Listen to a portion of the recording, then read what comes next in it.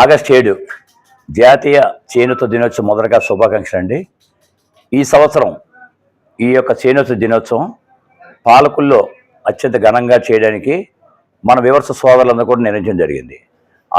ఆ రోజు జరిగే కార్యక్రమాలు మధ్యాహ్నం 3 గంటలకు వివర్స్ కాలనీ కళ్యాణపురం మందు మన పతాకాన్ని అలాగే జాతీయ పతాకాన్ని ఆవిష్కరించుట, అనంతరం 3:30 పాలకులు పూలపల్లి బైపాస్ రోడ్ వైజాగ్షన్ నుండి బైక్ ర్యాలీ.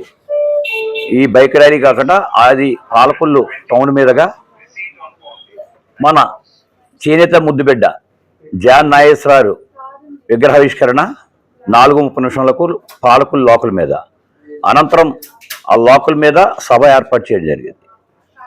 సభ అనంతరం కూడా మన వివర్స సోదరులందరూ కూడా వివర్స కాలనీ కార్యక్రమంలో విందు కూడా ఏర్పాటు జరిగింది.